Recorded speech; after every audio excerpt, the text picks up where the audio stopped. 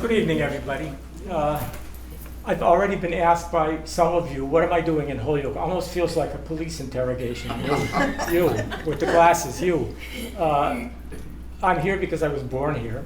It's somehow natural that one should come back to the place that in which he grew up. I grew up 4 blocks from here on Chestnut Street. So the building, not this half of the building, but that half of the building is quite well known to me. I spent a lot of time here as a student at Holyoke High School. After that, my peregrinations took me to the University of Massachusetts at Amherst, where I did my BA in Soviet and East European Studies, something that, thank you God, no longer exists. And then I went on for a PhD at Columbia University, and that's how I came into contact with what later, after many years, I learned was Project Eagle. I got a grant from the Woodrow Wilson Center in November of 1988 to go to Washington, D.C. and examine the archives of the State Department. And when I got to the National Archives, a senior curator spoke to me and gave me some suggestions of what I should be looking for in terms of specific documents. And then said, and by the way, don't pass up the opportunity to look into the records of the Office of Strategic Services. Now, it took me aback because my topic was the communist takeover of Poland after the war. The OSS, as some of you know, was a secretive arm of the War Department in Washington, which was abolished at the end of September 1945. So it really didn't have much to do with post-war politics in East Central Europe. But in those archives of the State Department, I came across a note from a future head of the CIA. At the time, he was the head of American intelligence operations in Germany, post-war Germany, who responded to a query from his boss asking about a Polish job. And I said to myself, what Polish job? I haven't run across any information about a Polish job. But in that very brief note, which was damning as it turned out, the commander of US intelligence in Germany was afraid that those soldiers who had cooperated, Polish soldiers who had cooperated with the OSS during World War II, could be turned somehow in Germany by the Soviets. And there were 3 names that were mentioned in that little note. One was Colonel Dasher. Had no idea who Colonel Dasher was. Mr. Dunderdale. Had no idea who Mr. Dunderdale was. But the third person was known to me, at least generally, as the head of Polish intelligence in the Polish Armed Forces in the West. His name was Gano. So I said, well, this is interesting. So I jotted down, there were no smartphones back then. So I jotted down that note in longhand and put it in the rest of my notes. And whenever I moved in New York City from one apartment to the other apartment, I dragged those notes with me. And when I retired from Columbia at the end of 2013 and was looking around at what I could get rid of, I came across my note and I said, wonder what this is. And by that time, the OSS archives had been made public in the sense that they were declassified, not in their entirety, because the CIA kept some of those records back at Langley. But I found out that they were in College Park in Maryland. And so my wife, who was with me, and I jumped in our car and went down to the National Archives and started what seemed to be a Sisyphean project. Why? Because the number of documents in the OSS records is over 9 million documents. Nobody in their lifetime could go through 9 million documents. Not even 2 people in our lifetimes could go through 9 million documents. However, there was a very primitive finding guide. And so we went through the folder with very, very small amounts of information and took out little bits and snippets that referred to anything that had to do with Poland.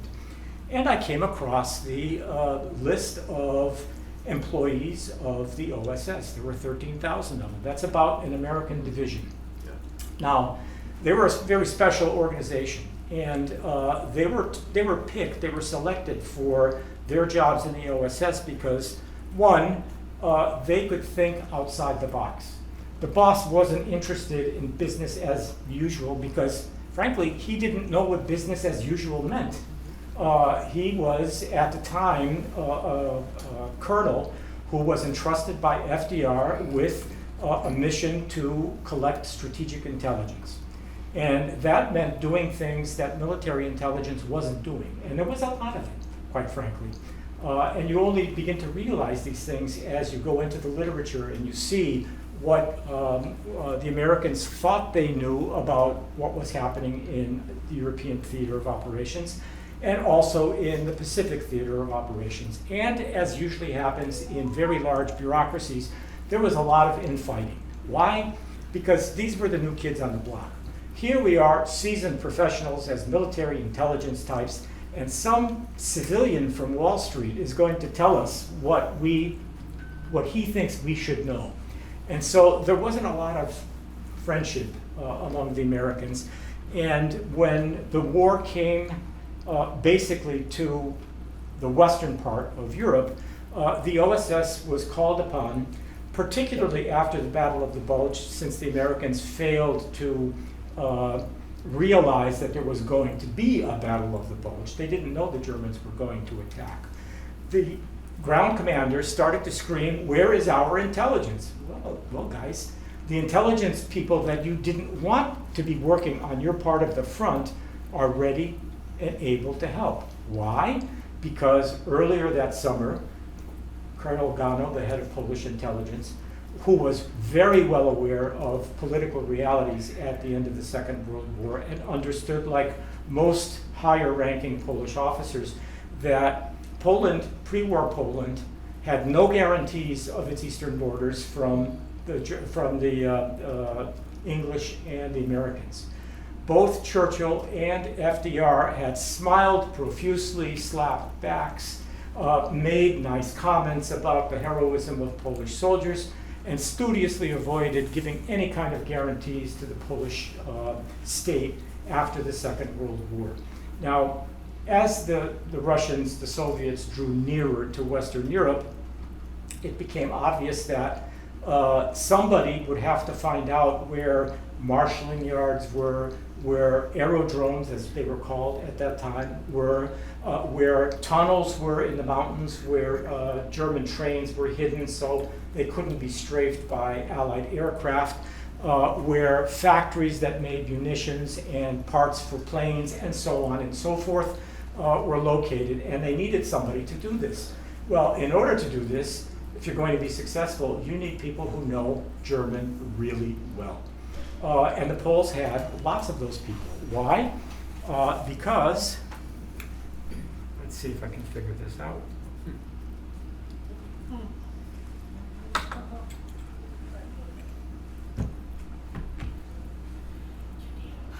There must be a way of moving this forward. There it is. I did it. You had it. I did? Go Far. back. one.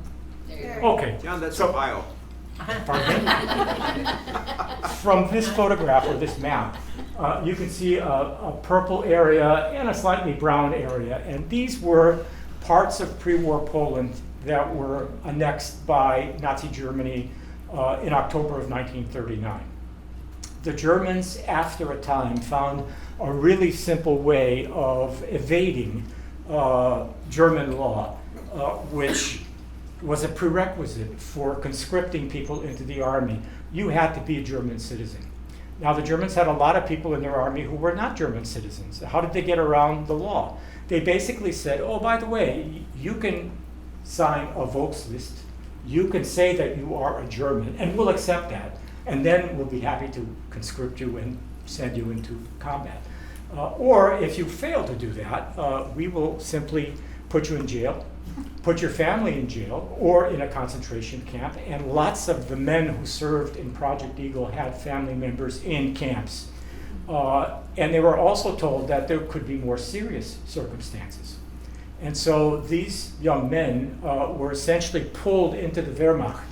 And since the Germans knew that this kind of behavior wouldn't exactly go unnoticed, they figured that these guys would try to escape. They would desert at the first possible opportunity. So where do you send people who you don't trust, but you need them because they are going to be freeing up real German soldiers to go fight the Soviets?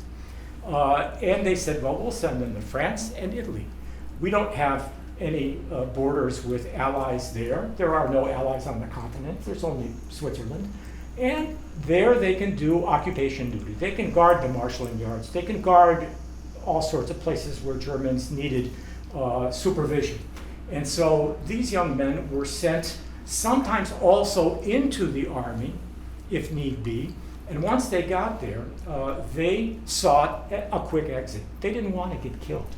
Even the Germans didn't want to get killed. In the case of these Poles, who were pre-war Polish citizens, now inside the Wehrmacht, they were waiting for an opportunity. You can say desert, you can say surrender, you can say, actually there are three terms that I found that applied to these men. And they're very creative because sometimes there's a certain stigma with using the word desertion. Now, in the German army, in all armies, if you desert, you're subject to capital punishment. You could get shot for that. So, when any Allied troops were near, and Allied troops were already in Italy in early 1944, you may recall that the Polish Second Corps, which fought its way, or actually was shipped out of the Soviet Union, went through Iraq, Iran, Palestine, and then fought alongside the British in Italy. At Monte Cassino, for example, and then Ancona and Boulogne, they were losing troops. So 17, almost 1,800 Polish soldiers died in the Battle of Monte Cassino, which the Poles won. 3,000 to 4,000 Jewish soldiers who left with this Polish Second Corps from Russia deserted with quiet approval by the Poles when they got to Palestine. They wanted to stay in Palestine. So you can see that for a general in charge of his troops in Italy, General Anders, he's already lost 7,000 troops, and this war isn't over yet. So how do you get more Polish soldiers inside the Polish army? Well, you know, there are these conscripts in the German army as things turn out, and some of them began to surrender already in Monte Cassino. And in my book, I even cite how soldiers were enticed to reveal their citizenship and their nationality. And it wasn't as simple as you may think. There was a fellow whose testimony was taken down who said, the Americans took me prisoner. Several thousand prisoners like me were kept on the bare ground for almost all of April 1945. Hunger and the cold nights made for tough times. One day, a jeep with officers drove into the camp. Using a megaphone, they asked, "Whoever speaks Polish, step forward." No one did so, although there were many of us there. We were all afraid that during the night, the German majority would kill us. The next day, some trucks arrived. Once again, they used a megaphone to announce, "Whoever is a Pole, get in the trucks." About 500 men got in. So people like this wound up getting into Allied control, you could say. They were brought to a barracks where they were asked to take off their German uniforms, to shower, and then they were given the battle dress that the rest of the Polish army was getting, which was a mishmash of British and American shirts and trousers and various kinds of belts and things like that.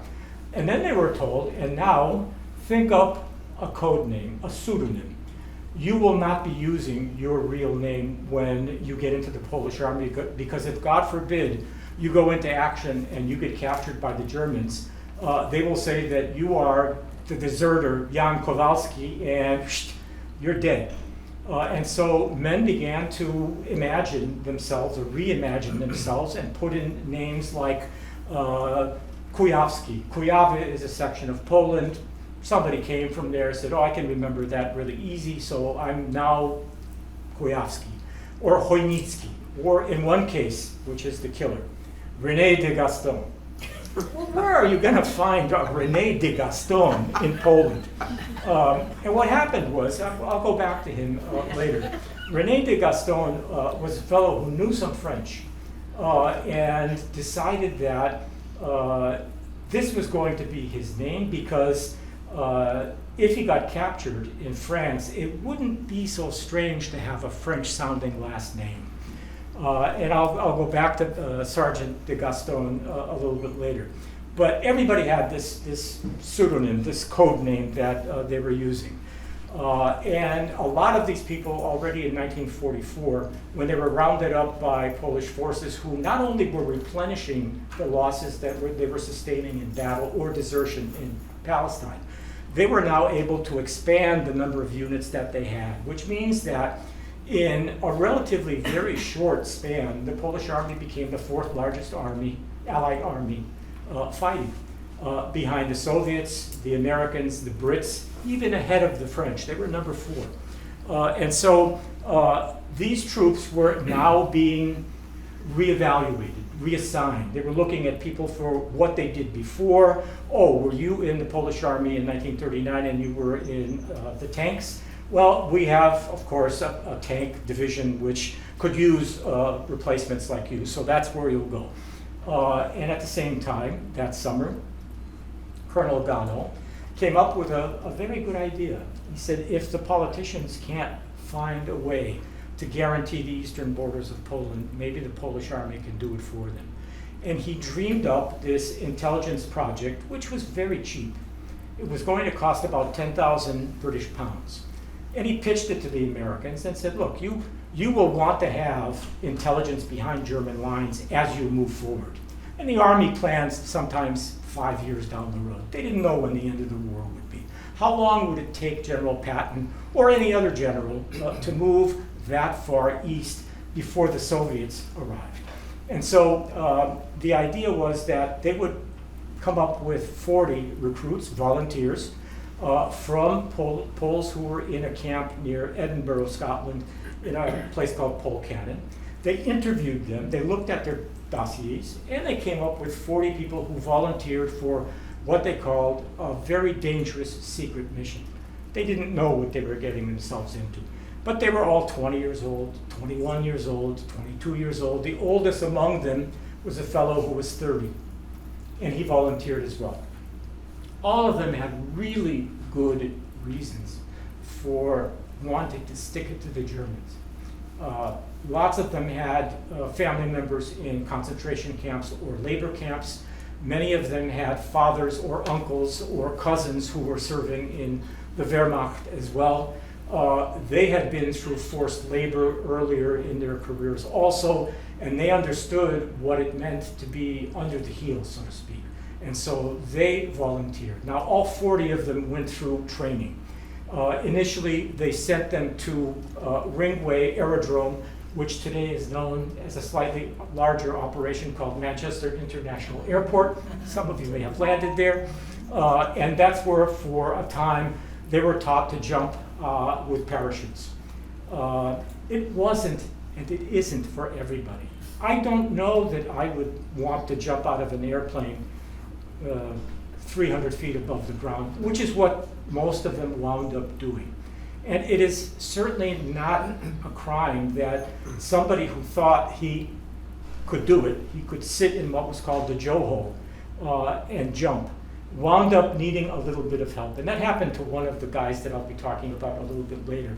Somebody had to help him out, and he appreciated it. He was no chicken, as it turned out, and that's why I wanted to mention a few words about him a little bit later. But before they were taken to Germany, they went through 3 months of physical toughening up. So they were sent to British SOE camps, the Special Operations Executive Special Training Schools in northwestern Scotland on the coast. And there they did a whole bunch of different things that none of us would find very palatable. Essentially, it's like joining the Marines. When the drill sergeant says jump, you jump.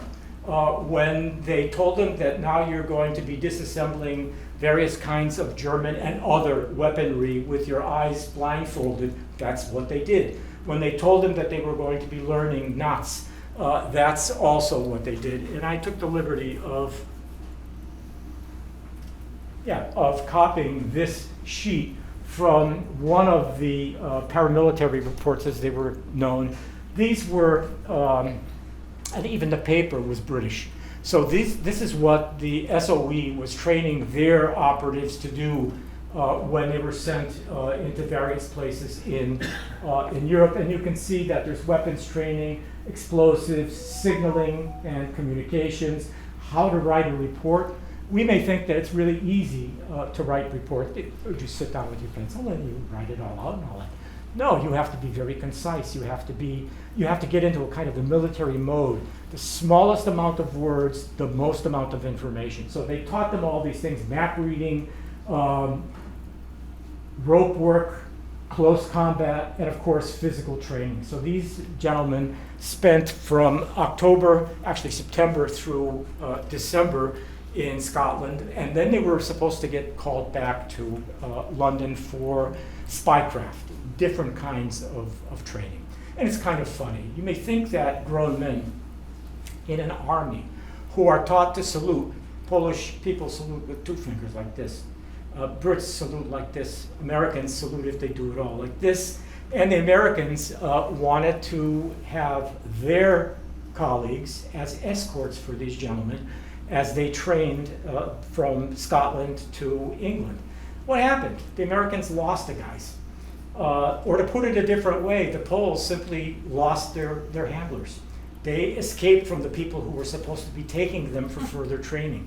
And they did it with big smiles on their faces. So it's not like they were worried about what was going to happen when they got to London.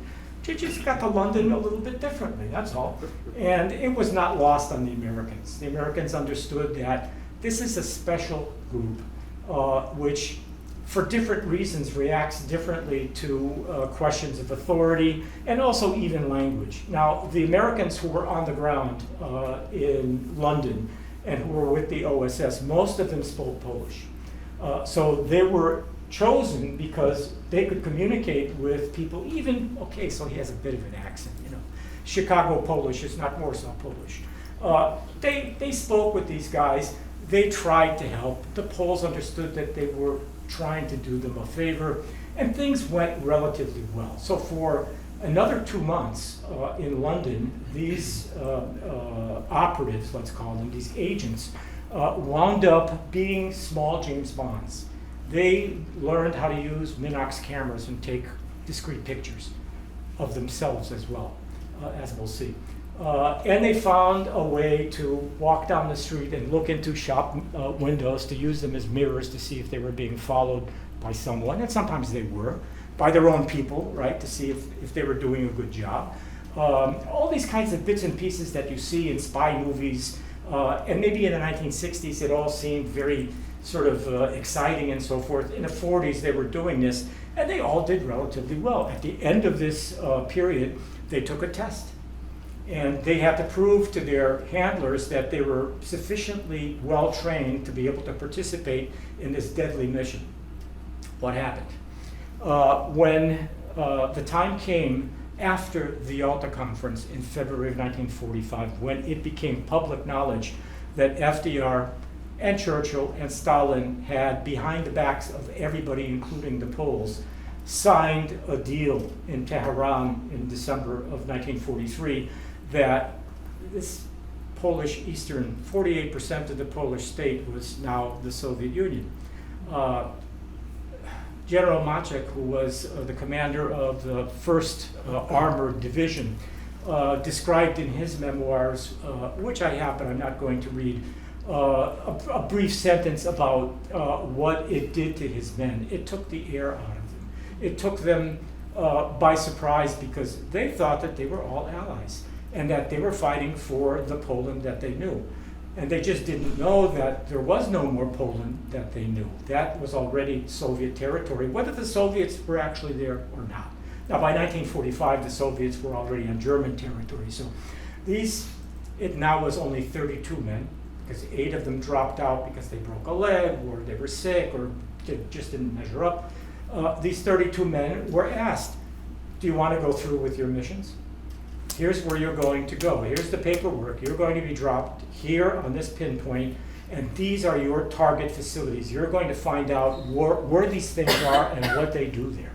All of them said yes. I'm not exactly sure how to explain that, but they could have easily said thanks, but no thanks. This isn't for me. You're asking me to put my life on the line here. And what were they jumping with? One Colt pistol, 2 magazines. I believe they were 38s, but they could have been 45s. So 2 magazines, 1 knife to be able to cut yourself out of your parachute if you were in a tree, a kind of a overall that was meant to disguise you and also had pockets to put certain things in, 2 days of sea rations, and carefully crafted ration cards. So when you landed someplace, you could pretend you were a German, you'd go to a store, give them the ration cards, and they would sell you meat or bread or whatever it was. Well, it turned out that this was, oh, the one thing I forgot to mention, of course, was the very modern, lightweight 32-pound radio that each of the agents had to carry with them. So you can imagine you jump out of a plane, you land on the ground, you may not even find your radio. If you do, it may not work because it's got tubes in it, made in Long Island by Radio Corporation of America. And then it only had batteries that lasted for about an hour. So by the time you managed to log in and get a signal to London, you were out of battery power.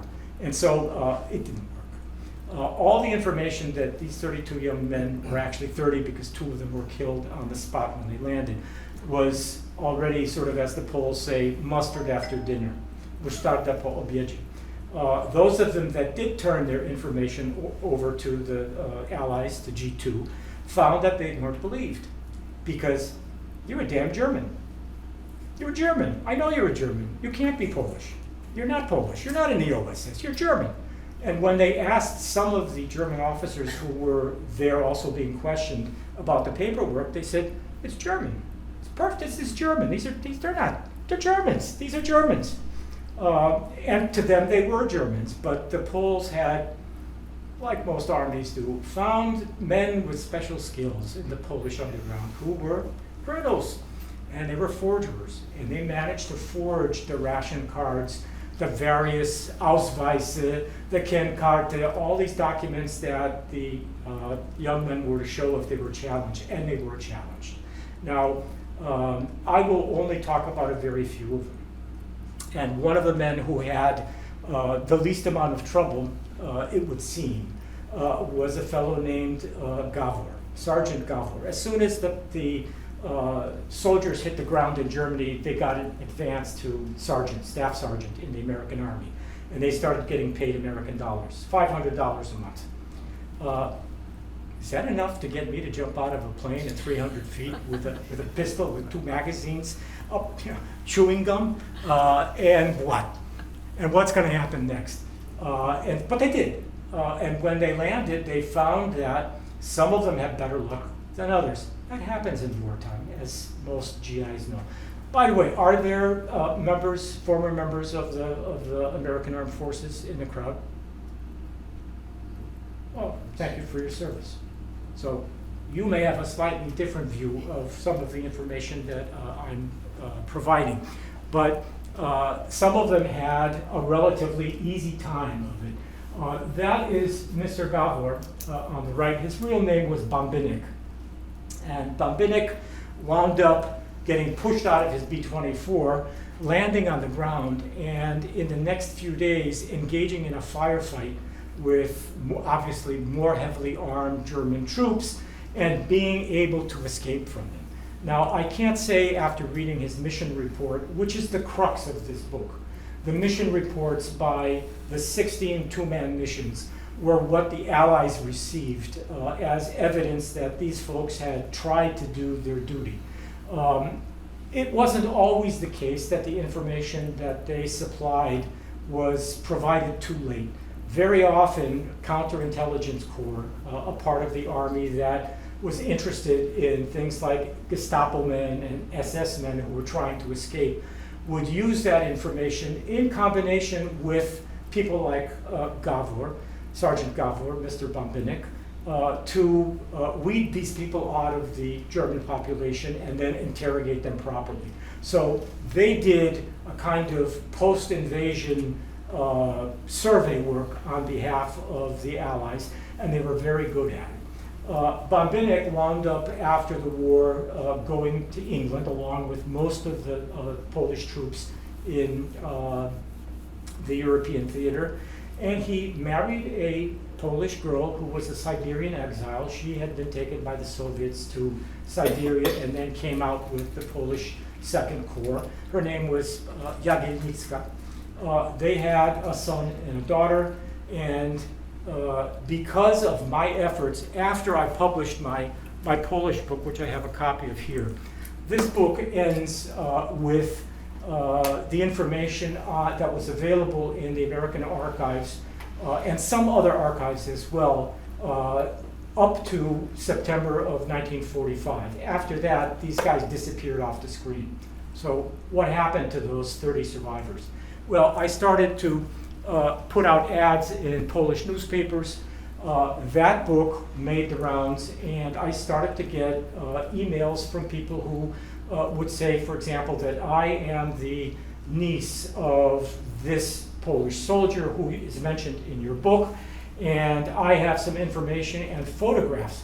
And so then we would have either a Zoom discussion online, or in one case, a lady said, look, I will send you all the photographs that, what was this guy doing when he was supposedly being trained? He was taking pictures of his friends doing various kinds of karate work and so on. It was the funniest thing you could imagine, secret agents who are photographing each other. Now, obviously, he didn't take those photos with him when he jumped out of the plane, but it turned out that these guys, some of them were tough. They knew what they were doing.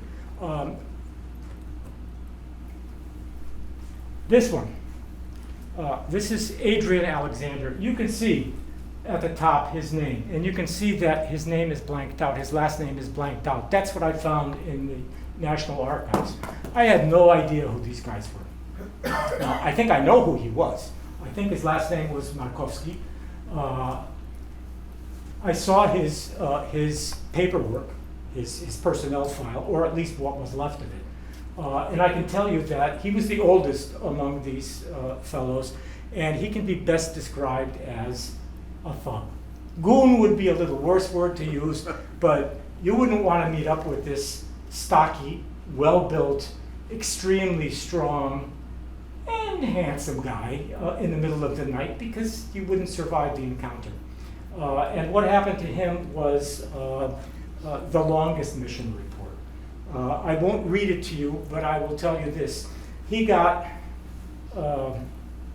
detached from his other teammate, so that the two men who were supposed to be working together, one as an observer and the other fellow, the keyboard operator, the fellow with the wireless training, he wound up by chance having his paperwork challenged by police, who said that here you are in this place, and your paperwork says that you're supposed to be in this place. Why? And what happened to a lot of these guys is that their pinpoints were changed as they were getting onto the plane. So you can imagine, you memorized all the information of where the Rathaus is in this village or town. And you know that this particular road goes from here to there. And you wind up 110 kilometers from that drop zone. So there were serious problems. In his case, when they captured him, they put him on a train and were taking him to Halle, the city of Halle in the Saxon part of Germany, mid-Germany. And they noticed discreetly that he was ripping up little pieces of something and chewing it. And so they waited until they got to the Gestapo jail, and they asked him, what were you eating on the train? And he said, well, I was eating caramels. And they said, okay, well, you're going to drink this liquid and you're going to vomit up this stuff and we're going to examine it. He didn't like that idea. And so for his efforts, he got a gun butt in his face that he knocked his teeth out. After that, they decided that not enough vomit had been produced, and so they took two rubber rollers, one on his stomach and the other one on his back, and they rolled him back and forth until he vomited everything he had in him. And of course, there were pieces of this extremely large map, which was just a dumb move on the part of planners to give agents such a large piece of incriminating information. And for something like 10 days, they just tortured the guy until he didn't tell them anything. Serendipity, what happens? The Americans send in B-17s to bomb the city of Halle. That's where his jail is. By pure luck, the bombs also hit the jail. They knocked out the metal gates and window coverings. And he and other prisoners who were in better shape than he was dragged him out of the jail. And he hid in a forest for a few days, and some passing laborers, people who were working under forced labor, gave him various kinds of clothes. He wound up, by chance, getting in the middle of a road in which an American column of tanks was approaching. And you can probably tell he's not a very shy guy. He waved them down. The commander of the first tank turned out to be a major who was in charge of the whole column. His name was Major Clark. And he told him in impeccable German, I'm Polish, I work for the OSS, I want to talk to your G2. And the guy looked down on him and he said, you're either the biggest liar in the world or you're telling the truth. And so they took him to the back. They radioed London. London confirmed that indeed this is our man. And they were asked, what should we do with him? And since there was no easy way of extracting him quickly, they said, we will, since he knows Halle and he knows the people who were in jail with him, he will know some of those SS guards and Gestapo men who beat him. So what did they do? They dressed him up. They didn't give him a weapon because that was not permitted under the rules of war that the army had. And they put him at a checkpoint. And lo and behold, two of the guards who had beaten him in jail were coming in civvies towards the checkpoint. He looked around, asked a GI next to him if he could borrow his weapon. He did. He took it out of the holster. He dropped into that position into which he was trained and which all policemen and military types have as kind of second nature. You get down and you fire your weapon. And he put, as he was trained, 2 bullets into each of these 2 guys. The Americans were not impressed. Or to put it a different way, summary justice was something that was happening all over Europe and elsewhere during the war. It usually does. There's no good books on this. And after a while he said, tell me, why did you do that? And he turned to him and said, those 2 guys are never going to beat anybody up again. He's the only name in all of the paperwork that I saw that referred to a Polish agent in the OSS. Now, curiously enough, his paperwork at the National Archives is very thin. Nothing remains of what happened to him after he went back to England.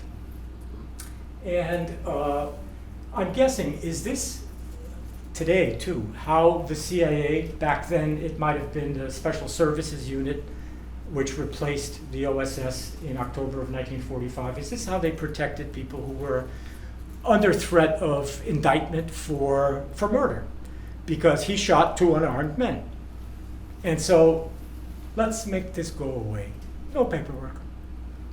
I tried different avenues to track him down, and other people as well. And the US government just won't admit that this fellow ever existed. So I think, my own hypothesis, is that he wound up getting a job at Los Alamos in California. Quietly, no ceremonies. I think I talked to his son, who said, no, that's not my father. Okay, so you just told me that's your father, right? But he was the toughest of the group. Now, there were other people also who I probably should mention, but I won't bore you with a lot of details. The third fellow from the right, he's got a grin on his face. His hat is slightly cocked. You see him over here. This is this fellow. His real name is Zygmunt Barwikowski. Zygmunt Barwikowski was René de Gaston. And he's on the cover of the book. So if you look at the front cover and you look at the most innocuous, the smallest, the person who you would never think would be a highly trained killer. This fellow over here with his hands holding something, the smallest, the runt of the litter. This is René de Gaston.